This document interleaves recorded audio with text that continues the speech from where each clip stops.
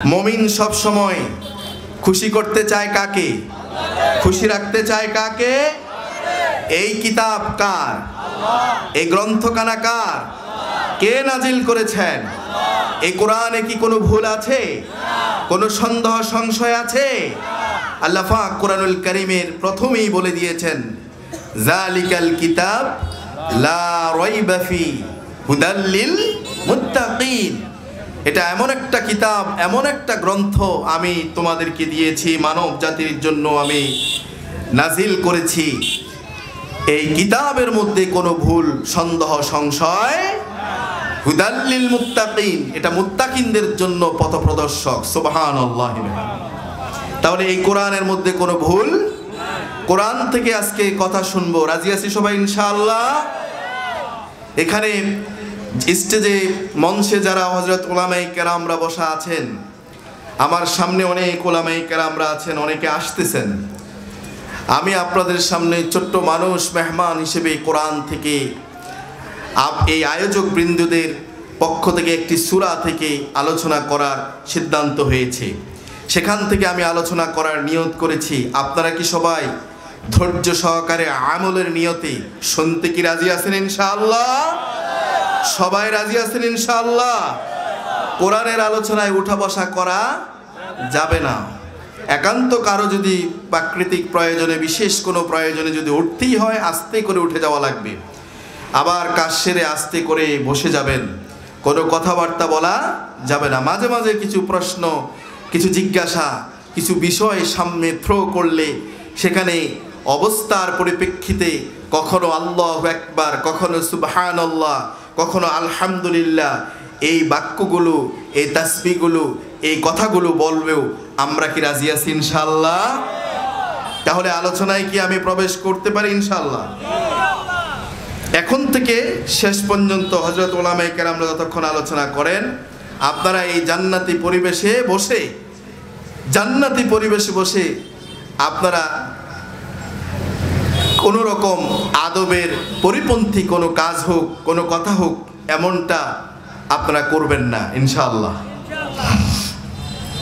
আমি কোরআনুল কারীমের 114টি সূরার মধ্যে গুরুত্বপূর্ণ একটা সূরাটি ছোট্ট সূরা, কিন্তু এর গুরুত্ব, এর তাৎপর্যপূর্ণতা, এর ওয়েট, এর মর্যাদা, এর পজিশন আল্লাহর কাছে অনেক অনেক বেশি। সুবহানাল্লাহ। সেরকম একটি সূরা থেকে আমরা আজকে আলোচনা শুনবো বলে ইনশাআল্লাহ।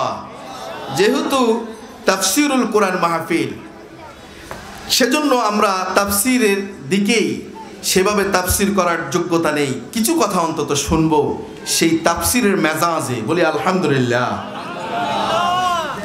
আমার প্রিয় ভাইয়েরা, যেই সূরা থেকে আমরা আলোচনা শুনবো সেই সূরা ছোট্ট সূরা হতে পারে, মাত্র 3টি আয়াত, কিন্তু এর গুরুত্ব অনেক বেশি। আসুন আমার সাথে আমরা সকলেই এই সূরাটা একটু তেলাওয়াত করি, তাহলে আমাদের আমলনামায় সওয়াব দিয়ে দিবেন কে? আল্লাহ। আসুন আমার সাথে সকলে পড়ুন, আউযু বিল্লাহি মিনাশ শাইতানির রাজীম, বিসমিল্লাহির রাহমানির রাহিম, ওয়াল আসরি ইন্নাল ইনসানা লাফি খুসর ইল্লাল্লাযীনা আমানু ওয়া আমিলুস সালিহাতি ওয়া তাওয়াসাউ বিল হাক্কি ওয়া তাওয়াসাউ বিস সাবর। আল্লাহু আকবার। এই সূরাটা মাত্র 3টি আয়াত। কয়টি আয়াত? 3টি আয়াত। এই সূরার 3টি আয়াত আল্লাহ পাক এই সূরাটা নাজিল করেছেন।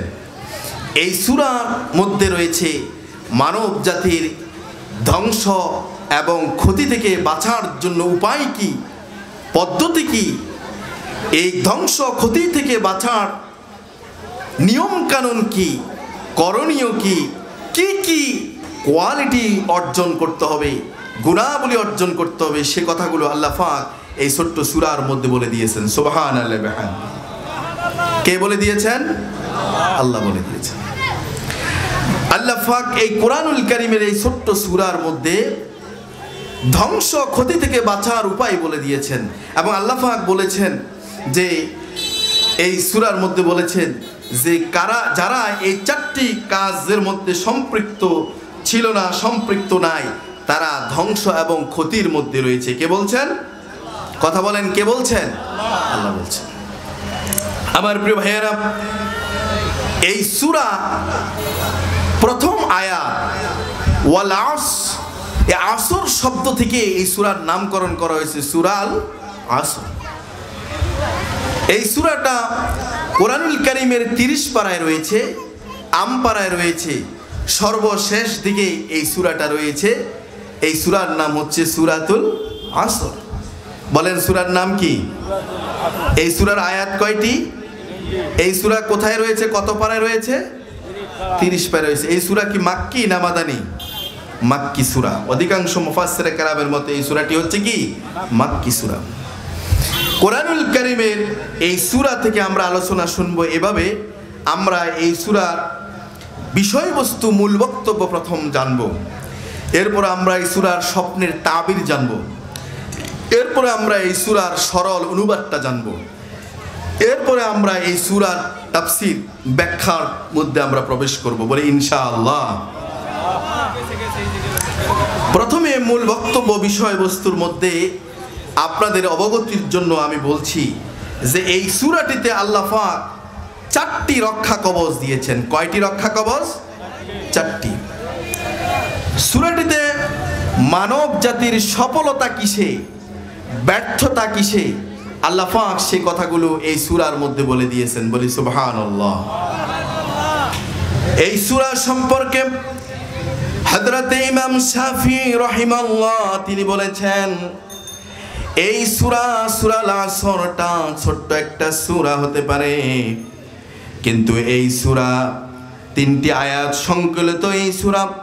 ইমাম শাফিঈ রাহিমাহুল্লাহ বলেন, দুনিয়ার মানুষ যদি এই সূরা থেকে যদি তারা বুঝে শুনে যদি আমল করে, এই সূরা নিয়ে যদি চিন্তা ভাবনা করে, এই 3টি আয়াত সংকলিত এই সূরা দুনিয়ার মানুষের জন্য, হেদায়েতের জন্য, নাজাতের জন্য যথেষ্ট হয়ে যেত। সুবহানাল্লাহ।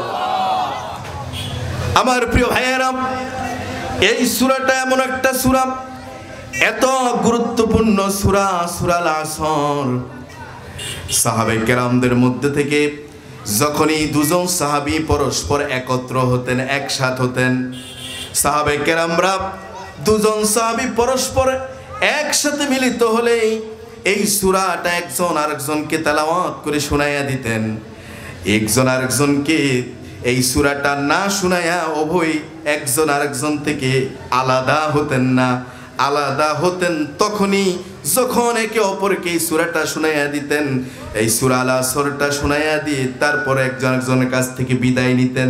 তার মানে বোঝা গেল এই সূরা ছোট্ট হতে পারে, সূরাল আসরের সম্মান মর্যাদা, এর ওয়েট, এর পজিশন, এর তাৎপর্য গোটা মানব জাতির কাছে, আল্লাহর কাছে এর সম্মান মর্যাদা অনেক বেশি। সুবহানাল্লাহ।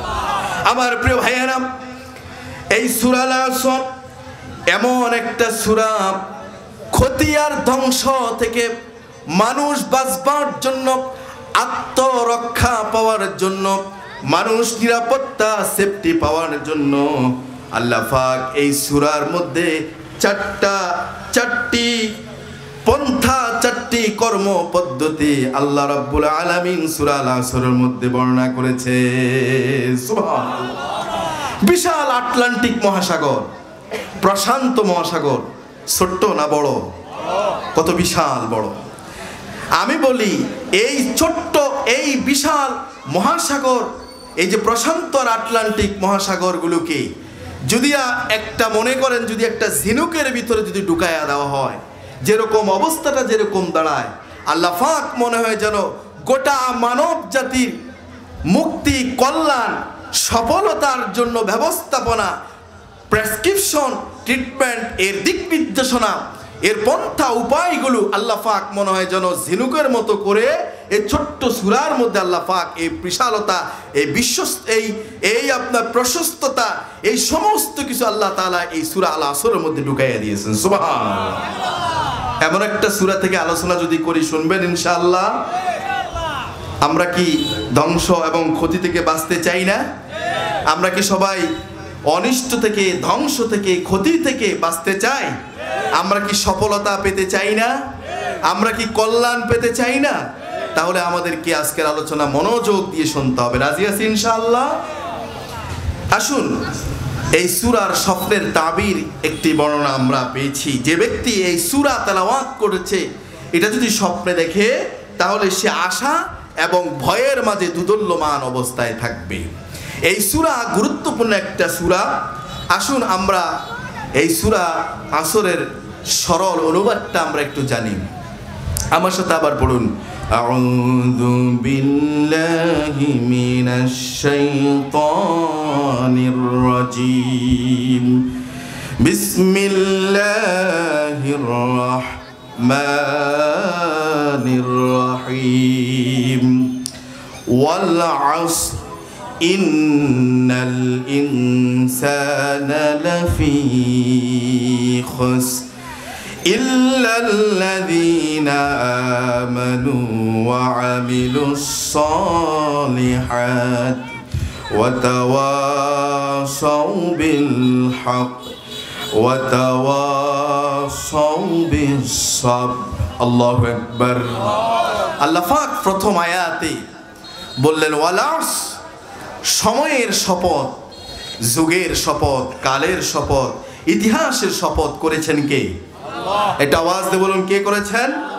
আল্লাহ ইতিহাসের শপথ, সময়ের শপথ করে কথা বলছেন।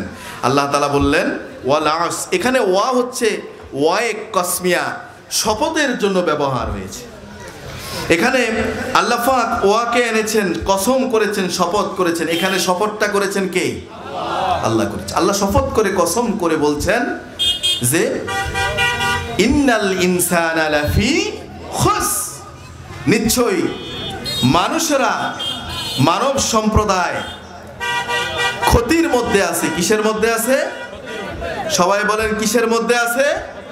ক্ষতির মধ্যে আছে। কি কারেন্টের কি করে না জেনারেটর? লা ইলাহা ইল্লাল্লাহ, লা ইলাহা, লা ইলাহা, লা ইলাহা ইল্লাল্লাহু মুহাম্মাদুর রাসূলুল্লাহ সাল্লাল্লাহু আলাইহি ওয়াসাল্লাম। আল্লাহ পাক বললেন মানব সম্প্রদায় কিসের মধ্যে আছে?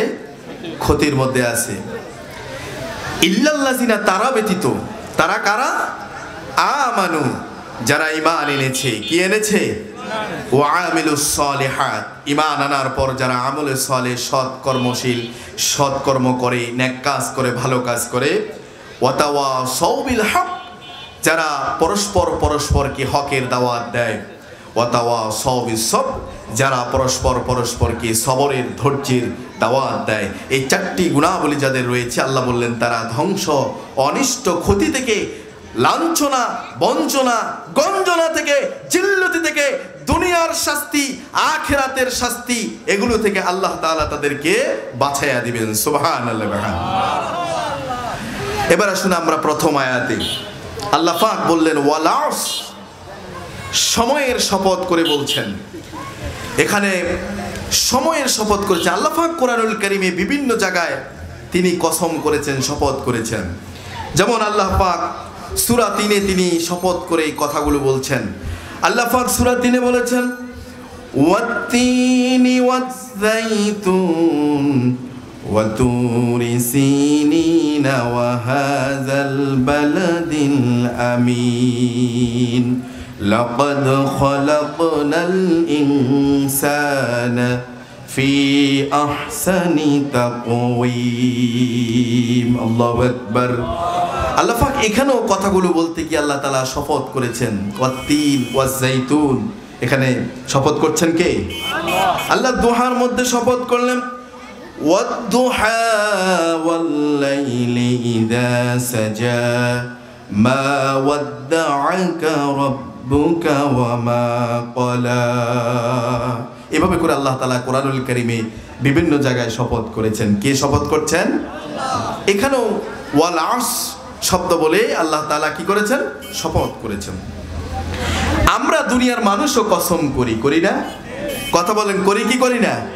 আমরা কসম করি দরগার নামে, দুর্গার নামে, মসজিদে দিয়ে, মাদ্রাসার নামে। সন্তানের মাথায় হাত রেখে মহিলারা কসম করে, আছে না নাই? কসম করে না? স্বামীর মাথা খায়, সন্তানের মাথা খায়, এটা করে ওটার নামে, ওই মাজারের নামে, অমুক দরগা বাড়ির নামে কসম, আছে না নাই? মানুষ কসম করে, দুনিয়ার মানুষ। আমরা যদি কসম একান্ত কোনো কথাকে ধীরতা বুঝাবার জন্য যদি কসম করতে হয়, মানুষ কসম করবে কার নামে? কথা বলেন, কার নামে? আল্লাহ ব্যতীত কোনো কিছু দ্বারা কসম করা। আল্লাহি বিল্লাহি, কসম শপথ কার? আল্লাহ। এখন এখানে আল্লাহ পাক যদি নিজে যদি শপথ করেন, কসম করেন, মানুষ মানুষ মানুষ হয়ে সৃষ্টি হয়ে স্রষ্টা ব্যতীত মাখলুকের নামের কসম করতে পারে? কথা বলে, মাখলুকের নামের কসম করতে পারে? কারণ যিনি সবচেয়ে বড়, যার চেয়ে বড় কোনো কিছু, যিনি সবচেয়ে বড় মহত্ব, বড়ত্ব, শ্রেষ্ঠত্ব, মাখলুক তার নামে কসম করবে। আল্লাহর চেয়ে বড়ত্ব, মহত্ব, শ্রেষ্ঠত্ব কি আর কেউ আছে? তাহলে আমরা যদি কসম একান্ত করতে হয়, কথায় কথায় কসম করা যাবে। কসম বিষয়টা অনেক অনেক ওয়েট, অনেক জটিল বিষয়, কঠিন বিষয়। একান্ত কসম যদি করতেই হয়, তাহলে আমরা কসম করলে কার নামে করব? আল্লাহ পাক নিজে যখন কসম করবেন, তিনি কোনো কথাকে, কোনো বিষয়কে অথবা কাউকে ধীর বুঝাবার জন্য, সত্যায়ন করবার জন্য তিনি কসম করেন না। আল্লাহ পাক তিনি কসম করবেন কি দিয়ে? তিনি যে কথা বলতে চাচ্ছেন, যে কথা বুঝাতে চাচ্ছেন, যে বিষয়টা তিনি ইঙ্গিত করছেন, আল্লাহ পাক ওই বিষয়টার সাথে সম্পৃক্ত, ওই বিষয়টার সাথে সম্পৃক্ত আরেকটা বিষয় আল্লাহ পাক ওই বিষয় নিয়ে তিনি শপথ করেন। সুবহানাল্লাহ। এখানে আল্লাহ পাক শপথ করেছেন, সময়ের শপথ করেছেন, যুগের শপথ করেছেন, কালের শপথ করেছেন। আল্লাহ পাক ইতিহাসের শপথ করেছেন। কারণ মানুষের জীবনের সাথে, সময়ের সাথে, কালের সাথে, ইতিহাসের সাথে সম্পর্ক আছে না নাই? আছে। আমার প্রিয় ভাইয়েরা, মানুষ যেহেতু আল্লাহর বড়ত্ব, আল্লাহ বড়, আল্লাহ শ্রেষ্ঠ, এজন্য আমরা আল্লাহর কসম করব। এজন্য একজন মুমিন মুসলমানের জীবনের সবচেয়ে বড় স্লোগান হবে আল্লাহু আকবার। জোরে বলে আল্লাহু আকবার। এই পৃথিবীতে একজন মুসলমান পৃথিবীতে আসলে, জন্মগ্রহণ করলে, সর্বপ্রথম তার ডান কানে পৌঁছে দিতে হবে এই শব্দ আল্লাহু আকবার, আল্লাহু আকবার। আল্লাহ বড়, আল্লাহ মহান, আল্লাহর শ্রেষ্ঠত্বের ঘোষণাটা তার কানে পৌঁছে দিতে হবে। কথা বলেন ঠিক কিনা? এজন্য কোন নবজাতক সন্তান পৃথিবীতে আসলে মুসলমান সন্তানের ডান কানে আযান, বাম কানে ইকামতের এই শব্দ, আল্লাহর শ্রেষ্ঠত্বের, মহত্বের, বড়ত্বের শব্দগুলো তার কানে পৌঁছিয়ে দিতে হবে। ঠিক কিনা বলেন? একজন মুসলমান পৃথিবীতে আসছে সন্তান, প্রথমেই আল্লাহু আকবার, আল্লাহর বড়ত্বের এই শব্দটা পৌঁছে দিতে হবে। তারপরে যখন আযান দেওয়া হয়, আযানের প্রথম শব্দটাই হচ্ছে আল্লাহু আকবার, আল্লাহর বড়ত্বের কথা। ইকামত হয়, ইকামতের শুরু হচ্ছে আল্লাহু আকবার। কে বড়? সবাই বলেন কে বড়? জীবনের শেষ, অন্তিম শেষ পর্যায়ে এসে, জীবনের বিদায়ের কালে দুনিয়া থেকে বিদায় নিচ্ছে, এই লোকটার জানাজার নামাজ হয়। সেখানেও জানাজার নামাজে আল্লাহু আকবার দিয়ে শুরু হয়। আল্লাহু আকবার মানে আল্লাহ বড়। জীবনের শুরু থেকে শেষ পর্যন্ত আল্লাহু আকবার। কে বড়? আল্লাহ বড়। তার মানে একজন মুসলমানের জীবনের শুরু থেকে শেষ পর্যন্ত তার জীবনের শ্রেষ্ঠ স্লোগান হবে নারে তাকবীর, আল্লাহু আকবার, নারে তাকবীর, নারে তাকবীর। ও মুসলমানের সন্তান, জীবনের এই শ্রেষ্ঠ স্লোগান মুসলমানের সন্তান হয়ে যদি তুমি না দিতে পারো তাহলে মুসলমানের সন্তান কিনা সন্দেহ আছে, ঠিক কিনা বলে? আমাদের জীবনের শ্রেষ্ঠ স্লোগান হবে নারে তাকবীর। আমার প্রিয় ভাইয়েরা, আজ আমরা দেখতে পাই কত মুসলমানের সন্তান আছে, মুসলমানের ঘরে জন্ম নেয়, কিন্তু অমুকের নামে স্লোগান দিতে পারে, অমুক আদর্শকে প্রতিষ্ঠিত করবার জন্য সেই নেতার নামে নেত্রীর নামে স্লোগান দিতে পারে, কিন্তু যে আল্লাহ পাক আমাদেরকে পাঠালেন, রিজিক দিলেন, ব্যবস্থাপনার সব আয়োজন সম্পন্ন করলেন, আমাদেরকে যিনি এই পৃথিবীতে খলিফা হিসেবে, প্রতিনিধি হিসেবে পাঠালেন, যিনি আবার জীবন দিলেন আবার মৃত্যু দিবেন, সে আল্লাহর বড়ত্বের শ্রেষ্ঠত্বের ঘোষণা দিতে পারে নাই।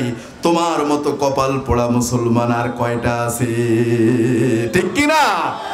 এজন্য আমাদের সবচেয়ে বড় স্লোগান হচ্ছে নারে তাকবীর। আমার প্রিয় ভাইয়ের, আল্লাহ পাক এখানে সময়ের শপথ করে বলছেন, যেই কথাগুলো আল্লাহ পাক একটু পরে বলবেন, আল্লাহ পাক প্রথমেই সময়ের শপথ করলেন। কেন সময়ের শপথ করলেন? কারণ ইতিহাস, সময়, যুগটা এমন একটা জিনিস, যুগের আবর্তকালে সময়ের পরিক্রমায় দেখা যায় আজ থেকে 200 বছর পূর্বে, 100 বছর পূর্বে যারা রাজা বাদশাহ ছিল, 300 বছর 200 বছর পূর্বে যারা এই দেশ, এই অঞ্চল, উপমহাদেশ, এই ভারতবর্ষ, যারা এই পৃথিবী জুড়ে শাসন করেছিল, তাদের মধ্যে কিছু রাজা বাদশাহ ছিল, শাসক বৃন্দ ছিল, জনগণের উপরে অত্যাচার করেছিল, নির্যাতন করেছিল। তারা যা যা নির্যাতন অত্যাচার করেছে, জুলুম করেছে, ইতিহাসের পাতায় আজ সব আছে। আবার কিছু কিছু রাজা বাদশাহ ছিল যারা নাকি জনগণের প্রতি ইনসাফ কায়েম করেছে, জনগণের ভাষা বুঝেছে, জনগণের প্রতি সদয় ব্যবহার করেছে, তারা ইনসাফ কায়েম করেছে। তারা আজকে নাই, তাদের কথাও ইতিহাসের পাতায় আছে না? না, যুগ চেঞ্জ হয়।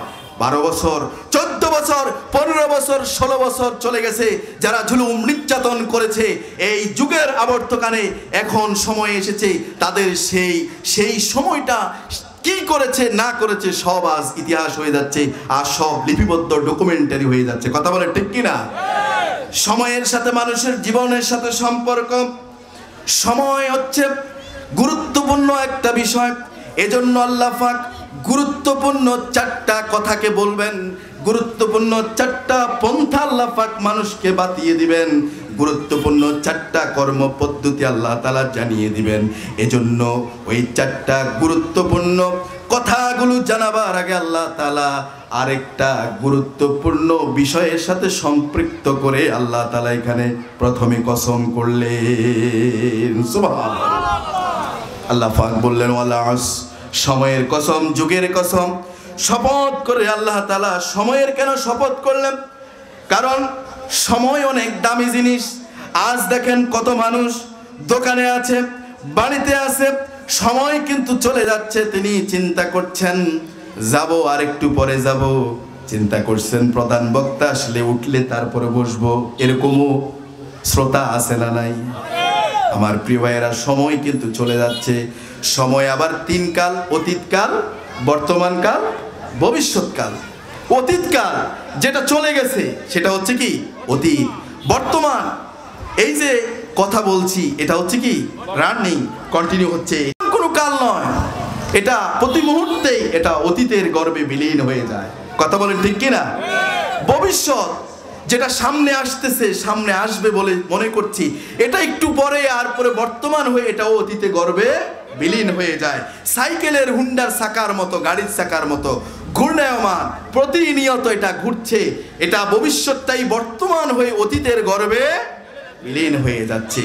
এজন্য বর্তমান কোনো কালই নয়, আর আমরা এই সময়ের ভিতরেই প্রত্যেকে অবস্থান করছি। কথা বলেন ঠিক কিনা? আমরা একটু চিন্তা করি, আজকের আলোচনা থেকে চিন্তা করি জীবনকে পরিবর্তন করার জন্য আল্লাহর কাছে বলি, আল্লাহ আলোচনা থেকে তুমি আমাদের জীবনকে সুন্দর পথে, সত্যের পথে, দ্বীনের পথে, সত্য ইসলামের পথে, তুমি ঈমানের পথে আমাদেরকে কবুল করে নাও, বলে আমিন। আমার প্রিয় ভাইয়েরা, সময়টা অনেক দামি। সময় এবং নদীর স্রোত কারো জন্য অপেক্ষা করে না। আমরা বলি মানুষের হায়াত বাড়ে, মানুষের হায়াত কি বাড়ে? মানুষের হায়াত বাড়ে না, বরং মানুষের হায়াত কমে। প্রতিনিয়ত হায়াত কমে যাচ্ছে। সময় মানুষের জীবন থেকে আস্তে আস্তে করে মাইনাস হচ্ছে। আমরা আজকে বলি একটা দিন গেল, বলি আচ্ছা ঠিক আছে হুজুর, আমরা নামাজ টামাজ ধরবো আর কি, আমরা আমল ধরবো আর কি, এই তো মাত্র তরুণ বয়স, যুবক বয়স, আরো কিছু বয়স যাক, দাড়ি টাড়ি রাখবো, তারপরে ধরবো। না, একদিন, 2 দিন, 1 বছর নয়, বরঞ্চ একটা ঘন্টা, একটা মিনিট, একটা সেকেন্ডও আপনার জীবনের সময়ের এই একটা সেকেন্ডও অনেক দামি। কথা বলে ঠিক কি না? 1 সেকেন্ডকে আপনি আজকে 1 সেকেন্ড না, আজকে 1 দিন না, আপনি আজকে 1 বছরকেও গুরুত্ব দিচ্ছেন না, অথচ একটা সেকেন্ডেরও গুরুত্ব অনেক বেশি। সুবহানাল্লাহ বলেন। 1 সেকেন্ডের সময়ের গুরুত্ব অনেক বেশি, কারণ 1 সেকেন্ডেও সূর্যের আলো যেটা পড়ে, ওই আলোটা 1 সেকেন্ডে 1,86,000 মাইলের পথ অতিক্রম করে। আল্লাহু আকবার। যে 1 সেকেন্ডকে আপনি পাত্তা দেন না, 1 মিনিটকে, 1 ঘন্টাকে আপনি মনে করেন 1 ঘন্টাই না। তাস খেলায় বসছি 1 ঘন্টা না সময় গেছে, লুড্ডু খেলায় বসছি আধা ঘন্টা না সময় গেছে, তারপরে আপনার চ্যাটিং প্যাটিংয়ে মাত্র 2 ঘন্টা না সময় গেছে। হ্যাঁ, এইভাবে করে আপনি যুবকেরা, তরুণ তরুণীরা পাবজি, হ্যাঁ, বিভিন্ন গেমস, মোবাইল গেমসের মাধ্যমে সময় কাটাচ্ছে, চিন্তা করছে মাত্র 1 ঘন্টা, অথচ 1 মিনিট নয়, 1 সেকেন্ডে সূর্য 1,86,000 মাইল পথ অতিক্রম করে। সুবহানাল্লাহ বিহামদিহি। তাহলে 1 সেকেন্ডেরও মূল্য আছে না নাই? 1 সেকেন্ডের সময়ের গুরুত্ব অনেক বেশি। যারা সময়ের গুরুত্ব দিয়ে জীবনকে সেট করে, তাদের জীবন ইহকালীন এবং পরকালীন সুন্দর হয়। সুবহানাল্লাহ বিহামদিহি। এ ব্যাপারে ইমাম রাজি রাহিমাহুল্লাহ একজন মনীষীর উদ্ধৃতি দিয়েছেন। ইমাম রাজি রাহিমাহুল্লাহ তিনি বলেছেন, বাজারে এক মনীষী তিনি আওয়াজ শুনতে পেলেন, বাজারের ওপার থেকে, ওপান্ত থেকে একজন বিক্রেতা আওয়াজ করছেন, বলছেন, ওই ব্যক্তির প্রতি তোমরা রহম করো, ওই ব্যক্তির প্রতি তোমরা দয়া করো, যে ব্যক্তির যার পুঁজিটা গলে গলে শেষ হয়ে যায়। এখন এই মনীষী চিন্তা করলো, এই বিক্রেতা কি বিক্রেতা যে তার পুঁজি কি হয়, গলে গলে শেষ হয়ে যায়। আমি একটু গিয়ে দেখি। তিনি গিয়ে দেখলেন ওই বিক্রেতার সামনে আইস, বরফ নিয়ে আছেন। সকালবেলা পেরিয়ে সূর্যের প্রখরতা, সূর্যের তাপ বাড়তেছে, সময় যত বেশি যাচ্ছে তার এই আইস, তার এই বরফের টুকরো আস্তে আস্তে করে গলে গলে শেষ হয়ে যাচ্ছে। ওই লোকটা চিন্তা করছে, আমার ফুজি হচ্ছে এই বরফের মধ্যে, আমার সালান হচ্ছে এই বরফের চাকার মধ্যে, আমি যত তাড়াতাড়ি বরফটা, চাকাটা, আইসটা যত তাড়াতাড়ি আরেকজন ক্রেতার কাছে যত তাড়াতাড়ি বিক্রি করে দিতে পারবো, আমি লাভবান হব। যত দেরি হবে আমার পুঁজিটা গলে গলে শেষ হয়ে যাবে। এই মনীষী চিৎকার করলেন, আল্লাহু আকবার। এই বরফ বিক্রেতার কাছ থেকে আমি আল্লাহ পাকের কোরআনুল কারীমের সূরা আল আসরের সময়ের এই তাফসীরটা বুঝে গেলাম। আল্লাহু আকবার। সময় যে কেমন, তিনি বললেন, আল্লাহ পাক ওই বরফ বিক্রেতার মতো আমাকে, আপনাকে, আমাদেরকেও তো একটা পুঁজি দিয়েছেন। ওই পুঁজির নাম হচ্ছে সময়, ওই পুঁজির নাম হচ্ছে হায়াত। হায়াত নামক, সময় নামক এই পুঁজিটা আল্লাহ পাক আমাদেরকে দিয়েছেন। ওই বরফ বিক্রেতার মতো করে এই ফোটায় ফোটায় যেরকম বরফ গলে গলে শেষ হয়ে যায়, এরকম সেকেন্ড, মিনিট ফোটায় ফোটায়, ঘন্টার ফোটায় ফোটায়, দিনের ফোটায় ফোটায়, এমন করে আল্লাহ পাকের দেওয়া ওই পুঁজি সময় জীবন থেকে আস্তে আস্তে বরফের মতো গলে গলে শেষ হয়ে যায়। ঠিক কিনা বলেন? চিন্তা করেছেন? এই সময় আল্লাহ পাক এখানে সময়ের শপথ করেছেন। আমার প্রিয় ভাইয়েরা, আপনার আমার বাসায় যে দেওয়াল গড়ি আছে না নাই? ওই দেওয়াল ঘড়ির দিকে তাকান, দেওয়াল ঘড়ির দিকে তাকালে দেখবেন যে দেওয়াল ঘড়ির সেকেন্ডের কাঁটা, মিনিটের কাঁটা আছে, সেকেন্ডের কাঁটাটা প্রতিনিয়ত এরকম টিক টিক টিক টিক করে ঘুরছে, ঠিক কিনা বলেন? ঘুরে ঘুরে যখন 60টি সেকেন্ড হয়ে যায়, 1 মিনিট হয়ে যায়, 60 মিনিট যখন হয়ে যায়, 1 ঘন্টা হয়ে যায়, ওই ঘড়ির কাঁটা আপনাকে জানিয়ে দিচ্ছে আমার ঘরের মালিক 1 মিনিট চলে গেল, তার মানে তোমার জীবন থেকে 1টা মিনিট মাইনাস হয়ে গেল, 1 ঘন্টা অতিবাহিত হয়ে গেল, তোমার জীবন থেকে 1টা ঘন্টা চলে গেল। ওই ঘড়িটা আপনাকে প্রতিনিয়ত জানান দিয়ে দিচ্ছে যে ও মালিক, আল্লাহ পাকের দেওয়া পুঁজি সময় হায়াত থেকে তোমার জীবন থেকে এরকম করে 1 দিন 2 দিন করে সময় চলে যাচ্ছে, ঠিক কিনা বলেন? তাহলে আল্লাহ তাআলা সেই দামি জিনিসের শপথ করেছেন। কে করেছেন? আল্লাহ পাক সেই সময়ের শপথ করে বলছেন ওয়াল আস ইন্নাল ইনসানা লাফি খাস। আমার প্রিয় ভাইয়েরা, দ্বিতীয় আয়াত আল্লাহ পাক বলছেন, সময়ের অনেক ব্যাখ্যা ছিল, সেদিকে যাচ্ছি না, যদি সেদিকে দীর্ঘ করি তাহলে আমার আলোচনা শেষ করা যাবে না, এজন্য আমরা এবার দ্বিতীয় আয়াতে চলে আসছি। আল্লাহ পাক বলছেন ইন্নাল ইনসানা লাফি খাস। আল্লাহ পাক বলছেন যে নিশ্চয়ই মানুষেরা ক্ষতিগ্রস্তের মধ্যে আছে। কিসের মধ্যে আছে? এত আস্তে বললেন, বুঝেন নাই কথা? কিসের মধ্যে আছে? কে বলছেন? আল্লাহ বলছেন। এখন ক্ষতি, আল্লাহ বলছেন খুসরিন শব্দ ব্যবহার করেছেন, এখানে ইনসান বলেছেন। ইনসান মানে কি? মানুষ। ইনসান মানে কি? মানুষ।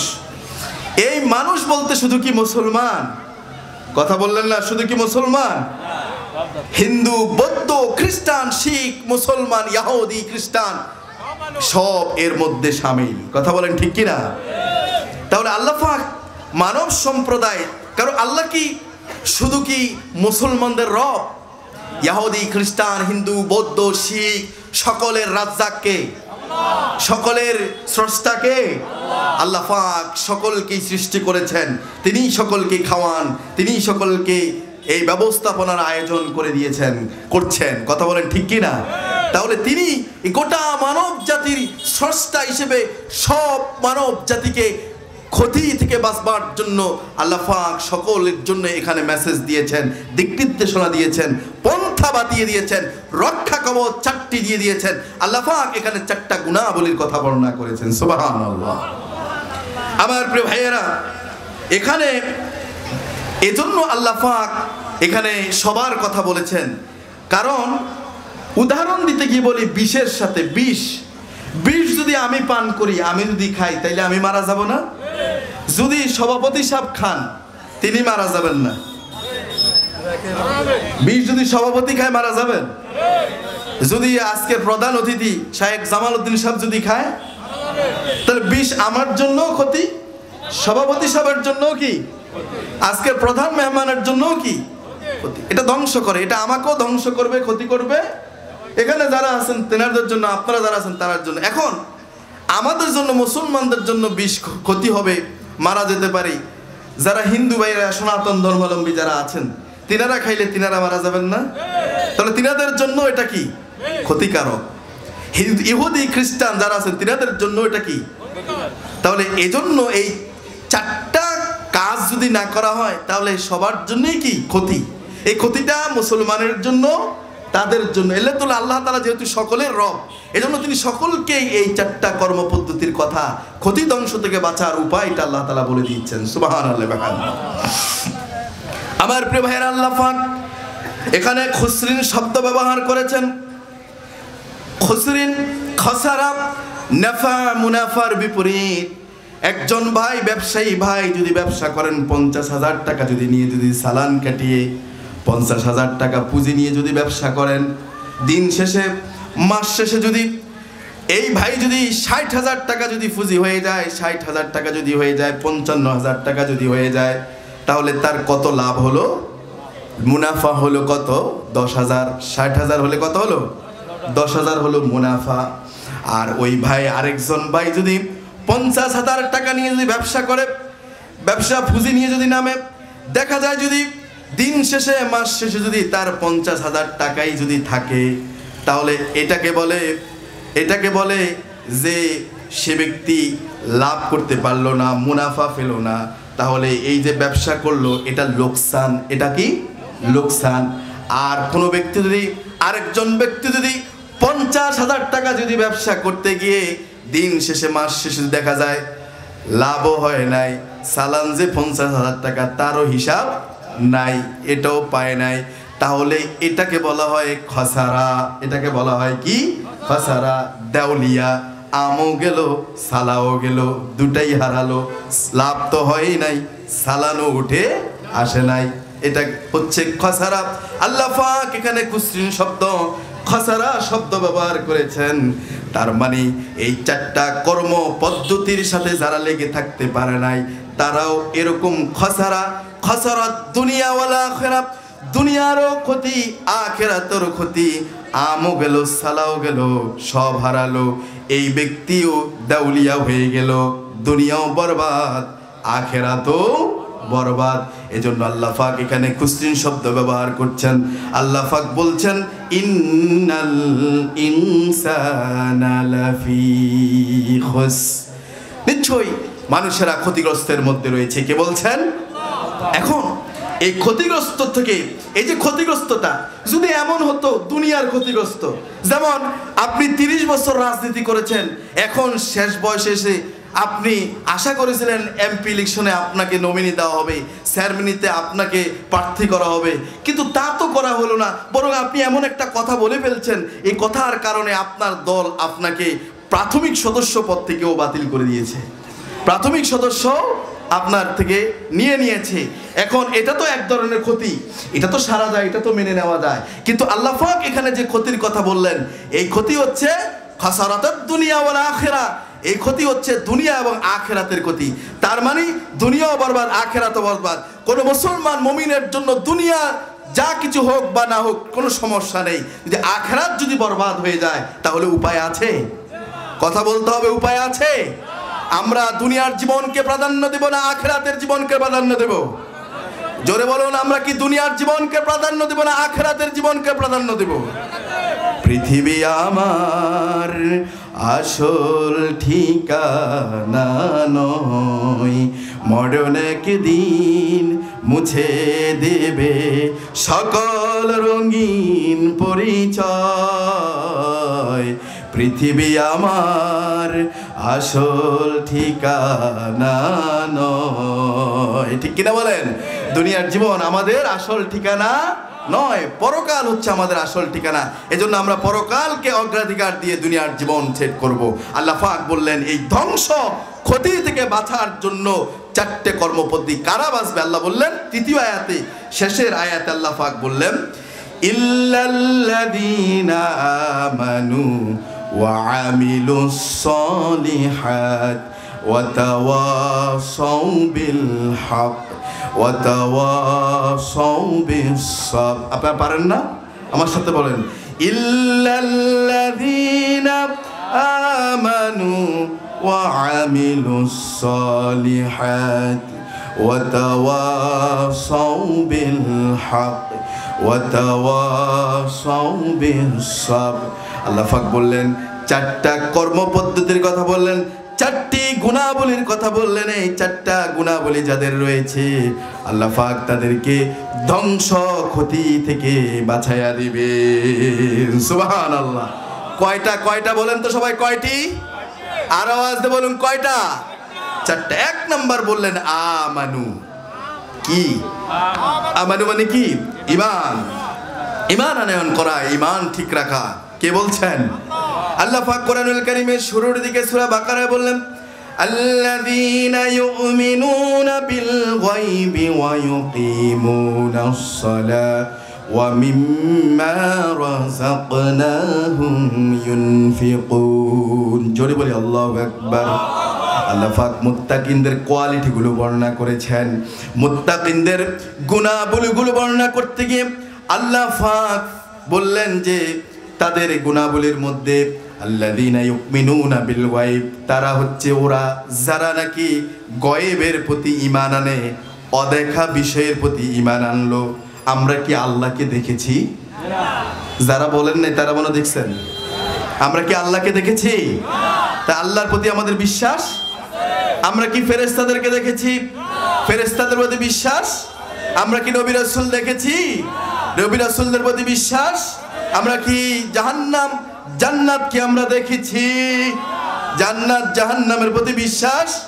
আমার প্রিয় ভাইয়েরা, আমরা ছোটকালে মুক্তবে পড়েছি, অঙ্গীকার নেমা দিয়েছি, আমরা বলেছি আমানতু বিল্লাহি ওয়া মালাইকাতিহি ওয়া কুতুবিহি ওয়া রুসুলিহি ওয়াল ইয়াউমিল আখির ওয়াল কদরি খাইরিহি ওয়া শাররিহি মিনাল্লাহি তাআলা ওয়াল বা'থি বা'দাল মাউত।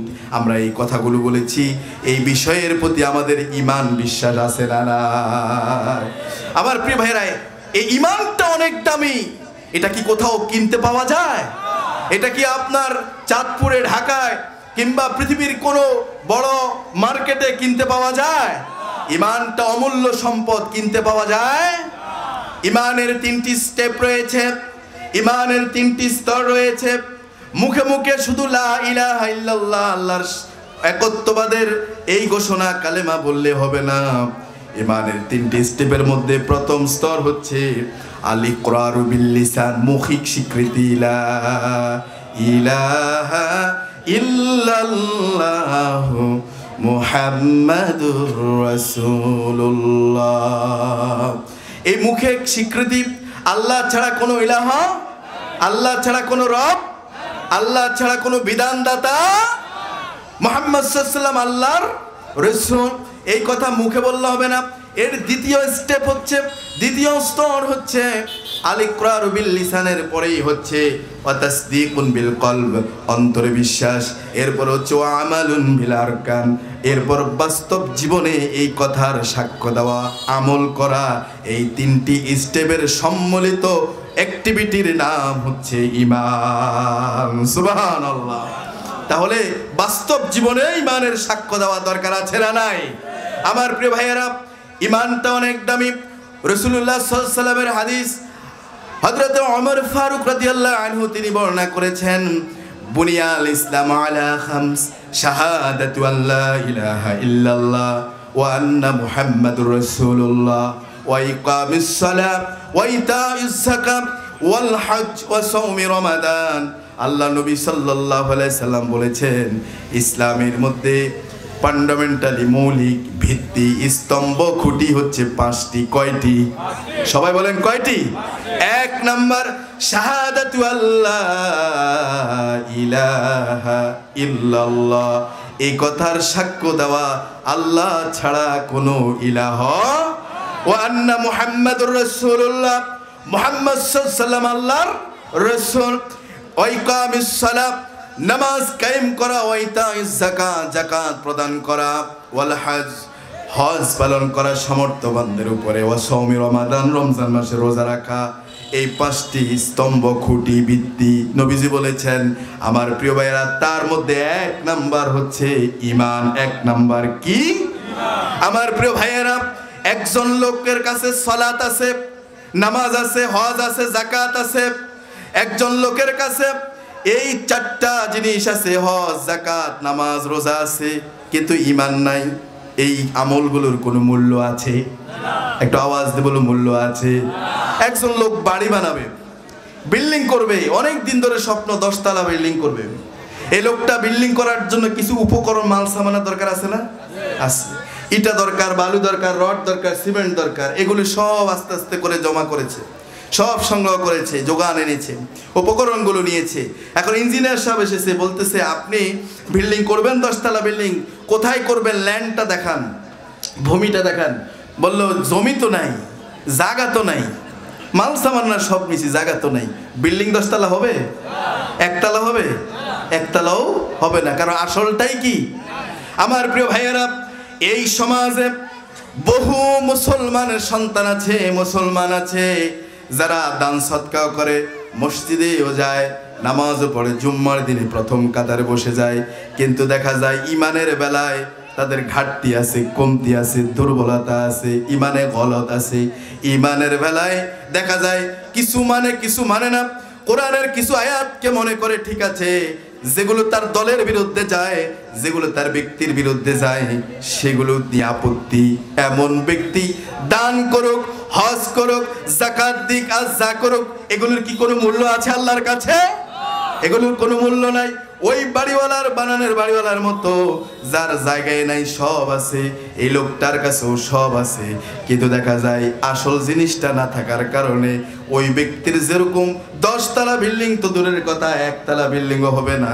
এরকম করে এই নামাজি, এই যাকাত দানকারী, এই হজ পালনকারী, এই ওমরাকরণকারী এই ব্যক্তিরও এরকম সব আছে থাকার সত্ত্বেও ঈমান নামক বড় দৌলত, বড় সম্পদ না থাকার কারণে এগুলো দ্বারা সে ব্যক্তি জান্নাতে বাড়ি পাবে না। ঠিক কি না? আমার প্রিয় ভাই, ঈমানটা বড় সম্পদ, ঈমানটা বড় সম্পদ। আমার প্রিয় ভাই, আল্লাহ পাক বলেছেন প্রকৃত মুমিন কারা, প্রকৃত ঈমানদার কারা। আল্লাহ পাক বলছেন কোরআনুল কারীমে সূরা হুজরাতের 15 নম্বর আয়াত আল্লাহ পাক প্রকৃত মুমিনের কথা বলছেন। আল্লাহ পাক বলছেন ইন্নামাল মুমিনুনাল্লাযীনা আমানু বিল্লাহি ওয়া রাসূলিহি সুম্মা লাম ইয়ারতাবু ওয়া জাহাদু বিআমওয়ালিহিম ওয়া আনফুসিহিম ফি সাবিলিল্লাহ উলাইকা হুমুস সাদিকুন। জোরে বলি আল্লাহু আকবার। আল্লাহ পাক বলছেন প্রকৃত মুমিন তো তারা, প্রকৃত মুমিন কারা? যারা আল্লাহ এবং আল্লাহ রসুলের উপরে ঈমান এনেছে। আমরা কি আল্লাহ, আল্লাহ রসুলের প্রতি ঈমান এনেছি? এরপরে সুম্মা লাম ইয়ারতাবু, আল্লাহ আল্লাহ রসুলের প্রতি ঈমান আনার পর এরপরে তারা কোনো প্রকার সন্দেহ, সংশয় পোষণ করে নাই, কোনো প্রকার সন্দেহ স্থাপন করে নাই।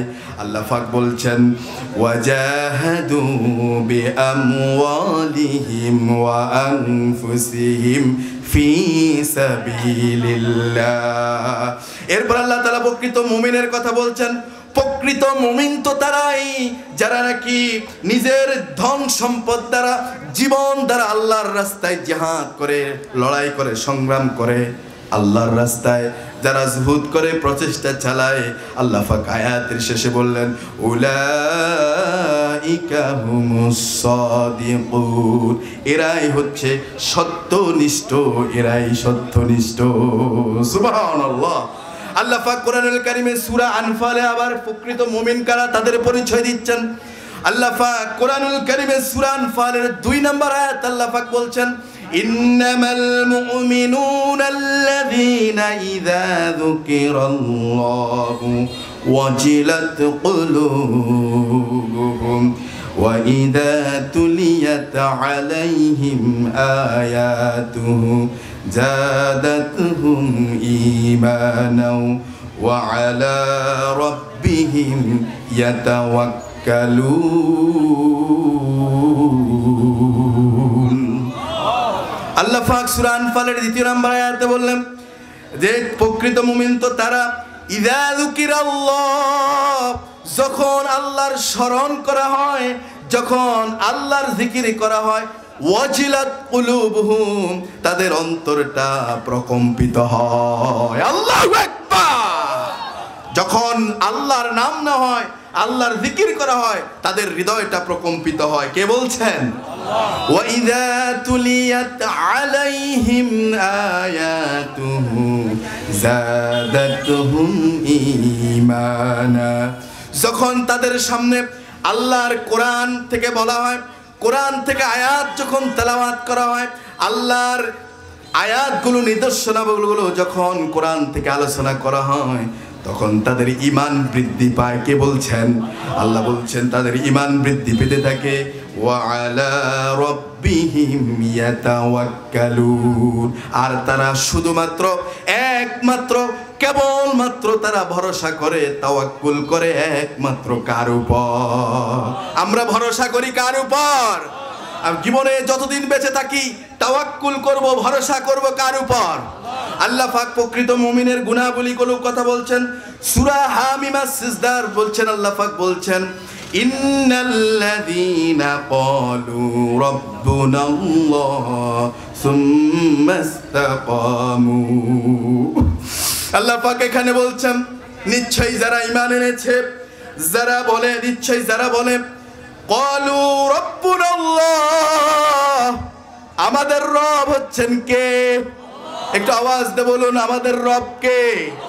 আল্লাহ বলছেন যারা এই কথা বলে ক্বালু রাব্বুনাল্লাহ, আমাদের রব হচ্ছেন আল্লাহ, আল্লাহ পাক বললেন সুম্মা ইসতাকামু, এই পথে অটল অবিচল থাকে, ওই মানের ইমানদার হতে রাজি আছি সবাই। আমার প্রিয় ভাইয়েরা, ইমানের পথে অটল অবিচল ছিলেন, চেহারা কুৎসিত ছিল। হযরতে বেলাল ইমানের দিক থেকে অনেক দামি ছিলেন, বলি সুবহানাল্লাহ। হযরতে বেলালকে যখন তার মুনিব যখন উমাইয়া যখন তাকে বলতেছিল, বেলাল শুনতে পেলাম যে তুমি নাকি ঈমান এনেছো, আমি শুনতে পেলাম। বেলাল বলল, আপনি মানুষের কাছে শুনতে যাবেন কেন? আপনি যা শুনেছেন তা সত্য, আমি আরেকবার আপনাকে সাক্ষী রেখে শুনাইয়া দেই। আশহাদু আল্লা ইলাহা ইল্লাল্লাহু ওয়া আশহাদু আন্না মুহাম্মাদান আবদুহু ওয়া রাসূলুহু। বেলালকে এবার উমাইয়া বলল, বেলাল এর রেজাল্ট ভালো হবে না, পরিণতি ভয়াবহ হবে। কি হবে? বলল, তোকে আমি শেষ করে বলবো। বললে, আপনি আমাকে শেষ করতে পারেন, কিন্তু আমি এই পথ থেকে পিছপা হতে পারবো। হযরত বেলালকে এবার নির্যাতন করা হলো, আঘাত করা হলো, পিঠের ছাল, পিঠের গোস্তগুলো নিয়ে যাওয়া হলো, আঘাত করা হলো। খেজুরের ঢালের ওই রশি দিয়ে গলা পেঁচায়া টেনে টেনে মরুভূমির উত্তপ্ত বালুর উপরে দিয়ে যখন টেনে নেওয়া হচ্ছিল, বেলালকে তো নির্যাতন করা হচ্ছিল। বেলালকে বারবার বলা হচ্ছিল, এই পথ ছাড়ো, ইমানের পথ ছাড়ো, ইসলামের পথ ছাড়ো। বেলাল কোনো কথা বলে না। বেলাল বলতে লাগলো, কুল হুয়াল্লাহু আহাদ আল্লাহুস সামাদ লাম ইয়ালিদ ওয়া লাম ইউলাদ ওয়া লাম ইয়াকুল লাহু কুফুয়ান আহাদ। বেলাল এই কথা বলতেছে। উমাইয়া রাগান্বিত হয়ে বেলালের বুকের উপরে ছড়ে বসলো। বাম হাতটা উমাইয়া বেলালের মুখের ভিতরে ঢুকাইয়া দিয়ে টান মেরে জিহ্বাটাকে বের করে বাবলা গাছের কাটা দিয়ে পেরেক মেরে জিহ্বাটাকে লেগে রেখে বলছে, বেলাল এবার কিভাবে তুমি ইমানের সাক্ষ্য দিবে? বেলাল হাতের শাহাদাত আঙ্গুল আসমানের দিকে বলছে, উঠাইয়া বলছে, আহাদ আহাদ আহাদ, বুঝাতে যাচ্ছে তোমরা আমাকে শেষ করে দিতে পারো, কিন্তু আমার ঈমান, যে ঈমানটা আমি অন্তরে গেঁথে রেখেছি, যে ঈমানটা আমি অন্তরের মধ্যে অঙ্কন করে ফেলেছি, সেখান থেকে তোমরা এটাকে ডিলিট করতে পারবা না। আল্লাহু আকবার। হযরত বেলালের উপর নির্যাতন করা হচ্ছে। রাসূলুল্লাহ সাল্লাল্লাহু আলাইহি সাল্লাম আবু বকরকে ডাকলেন, আবু বকর তুমি আমার প্রিয় সাহাবী, তুমি আমার বাল্যকালের বন্ধু। আবু বকর রে, বেলাল আমার প্রিয় সাহাবী, বেলালের উপরে এত নির্যাতন আমি সহ্য করতে পারি না। আবু বকর যাও, বেলালকে মুক্ত করে আনো, আজাদ করে আনো। হযরতে আবু বকর কিছু স্বর্ণ মুদ্রা নিয়ে উমাইয়ার কাছে কি বলল, উমাইয়া আমাদের বেলালকে আমাদের কাছে দিয়ে দাও, বিনিময়ে তুমি কত স্বর্ণ মুদ্রা চাও স্বর্ণ মুদ্রা দিয়ে দাও, স্বর্ণ মুদ্রাগুলো নিয়ে যাও, আমাদের বেলালকে আজাদ করো। হযরত বেলালকে স্বর্ণ মুদ্রার বিনিময়ে হযরত বেলালকে আজাদ করে নিয়ে আনলেন, বলে আল্লাহু আকবার। আমার প্রিয় ভাইয়েরা, এভাবে করে ইমানের পথে সাক্ষ্য দিয়েছেন। ইমানের পথে থাকতে গিয়ে সাহাবায়ে কেরামরা নির্যাতনের শিকার হয়েছেন। ইমানের জন্য দেখা যায় বাপ এবং পিতা এবং পুত্রের সম্পর্ক আলাদা হয়ে যায়, ঠিক কিনা বলেন? ভাই ভাইয়ের সম্পর্ক আলাদা হয়ে যায়, ঠিক কিনা বলেন? এভাবে করে সম্পর্কগুলো আলাদা হয়ে যেতে পারে কিসের কারণে? ইমানের কারণে। কিসের কারণে? ইমানের কারণে। একজন সাহাবী ছিলেন হযরতে উবাইদা নাম, জিহাদের ময়দানে তিনি যুদ্ধ করতেছেন। হঠাৎ করে তার পিতা ছিল মুশরিক কাফের, পিতাকে সামনে দেখছেন যে মুসলমানদের ইসলামের বিপক্ষে তার অবস্থান। ওবায়দা বাবাকে সামনে পেয়ে চিন্তা করলেন আমার তো জন্মদাতা পিতা, এটা মনে করে তিনি আর তলোয়ার না চালিয়ে এখান থেকে একটু পিছে সরে আসলেন, একটু অন্যদিকে সরে গেলেন। এখন ওবায়দার হঠাৎ করে মাথায় আসলো যে আজকে তো জিহাদের ময়দানে আমি আসছি ইমানের পক্ষে, আমার বাবার অবস্থান ইমানের বিপক্ষে। সে আমার বাবা হতে পারে কথা সত্য, কিন্তু যেহেতু সেই শিরকের উপরে, যেহেতু সেই ইসলামের ইমানের বিপক্ষে তার অবস্থান, এই পর্যায়ে আমি যদি তাকে ছেড়ে দেই তাহলে আল্লাহর কাছে সেদিন কি জবাব দেব? এখানে তো এমনটা হওয়া যাবে না। ওবায়দা করলেন কি, পরক্ষণে সেখান থেকে এসে তলোয়ারটা বের করে আল্লাহু আকবার বলে চক্ষুটা বন্ধ করে নিজ পিতার গর্দানের মধ্যে এমন ভাবে আঘাত করলেন, দেহ থেকে মস্তকটাকে আলাদা করে ফেললেন। আল্লাহু আকবার। এটা হচ্ছে ইমানের কারণে। এই পিতা পুত্রের এই অবস্থান হচ্ছে কিসের কারণে? এই দ্বন্দ্বটা কি পিতা পুত্রের জায়গা জমি নিয়ে কিংবা আপনার কোন রকম নিজেদের মধ্যে কোন রকম কিছু নিয়ে দ্বন্দ্ব, না ইমানগত দ্বন্দ্ব? ইমানের কারণে আলাদা করে ফেললেন। জিহাদের ময়দানে মুসলমানরা বিজয়ী হয়ে গেলেন।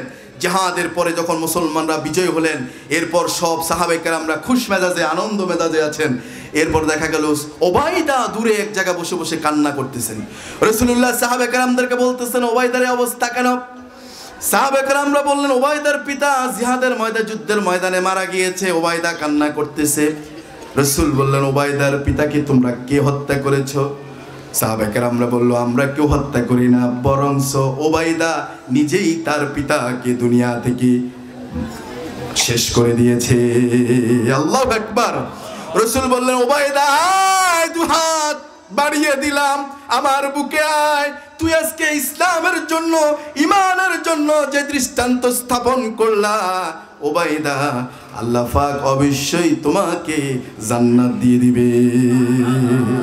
আমার প্রিয় ভাইরা, ইমানটা অনেক দামি। আলোচনার সময় কমের জন্য আমি শেষ করে দিকে যাচ্ছি। ইমানের পথ থেকে কখনো বিচ্যুতি ঘটা যাবে তাহলে এক নাম্বার যেই চারটা গুণাবলী, এক নাম্বার গুণাবলী হচ্ছে কি? নাম বলেন কি? ইমান। ইমান ঠিক যদি থাকে তাহলে আমরা দ্বিতীয় গুণাবলী যেতে পারি। তাহলে ইমানের ব্যাপারে ইমান থাকবে কি কাঁচা না পাকা? এটা আওয়াজ দিয়ে বলো, ইমান থাকবে কি কাঁচা না পাকা? তাহলে এবার আমরা দ্বিতীয় আয়াতে যাই, দ্বিতীয় গুণাবলীতে যাই। আল্লাহ পাক বললেন, ইমানদার হওয়ার পর তোমার কাজ এবার বসে থাকা নয়, এবার কাজ হচ্ছে ওয়ামিলুস সলিহাত। এবার সৎকর্ম, ভালো কাজগুলো করতে হবে, নাকি খারাপ কাজ? এই সমাজের চারপাশে অসংখ্য খারাপ কাজ আছে না নাই? কিন্তু খারাপ কাজ ছাড়তে হবে, খারাপ কাজের সাথে জড়ানো যাবে না। বেছে বেছে কি কাজ করতে হবে? ভালো কাজও আছে না নাই? আছে। এই ভালো কাজের সাথে সম্পর্ক করতে হবে। যদি আপনি ঈমান আনার পর যদি আমলে সলে করেন, তাহলে আল্লাহর ওয়াদা হচ্ছে তিনি আপনাকে জান্নাতের মেহমান বানিয়ে দিবেন। সুবহানাল্লাহ। আল্লাহ পাক কোরআনুল কারীমে সূরা আল কাহফে বললেন, ইন্নাল্লাযীনা আমানু ওয়া আমিলুস সালিহাতি কানাত লাহুম জান্নাতুল ফিরদাউসি নুজুলা খালিদিনা ফিহা লা ইয়াবগুনা আনহা হিওয়ালা। জোরে বলি আল্লাহু আকবার। আল্লাহ পাক এখানে বললেন, নিশ্চয় যারা ঈমান আনে, ঈমান আনয়ন করার পর যারা আমলে সালেহ করে, সৎ কাজ করা যারা করে, নেক কাজ যারা করে, আল্লাহ পাক তাদের জন্য ওয়াদা করলেন এমন একটা জান্নাত। জান্নাতের 8টি দরজা রয়েছে, মর্যাদা স্তর, স্টেপ রয়েছে। তার ভিতরে সর্বোত্তম জান্নাত হচ্ছে জান্নাতুল ফেরদাউস। আল্লাহ পাক এই আয়াতের মধ্যে সেই জান্নাতুল ফেরদাউসের মেহমানদারি আপ্যায়নের ওয়াদা করলেন। সুবহানাল্লাহ। আমরা কি জান্নাতুল ফেরদাউসে যেতে চাই? আমাদের জায়গা জান্নাতুল ফেরদাউসে হোক, আমরা কি এটা চাই? তাহলে আমাদেরকে ঈমান ঠিক রেখে আমলে সলের দরকার আছে না নাই?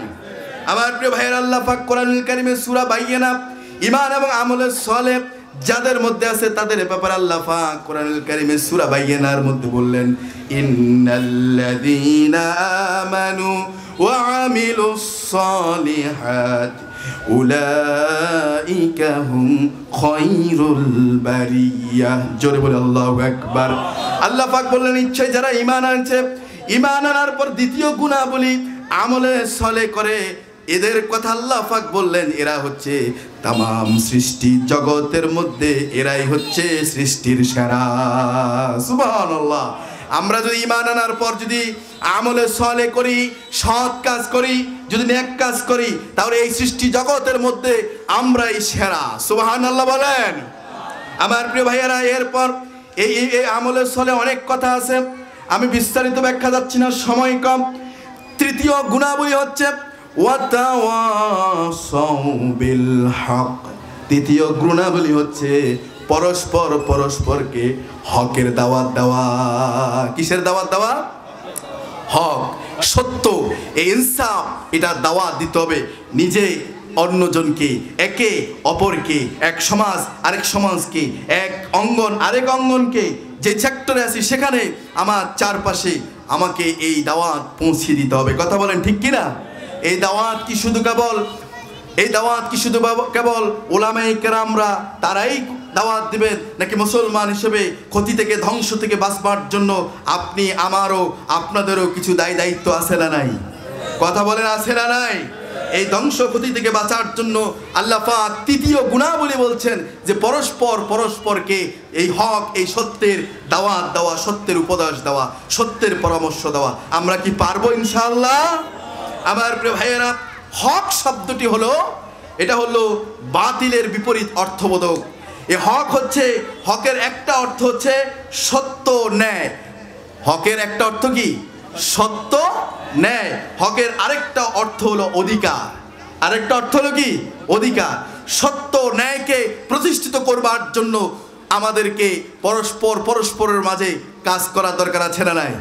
এবং মানুষের অধিকার, এবং এই নির্যাতিত এই মানুষের অধিকার, এবং আল্লাহ তাআলা রব হিসেবে তিনি স্রষ্টা হিসেবে তার অধিকার আছে, মানুষের বান্দার অধিকার আছে।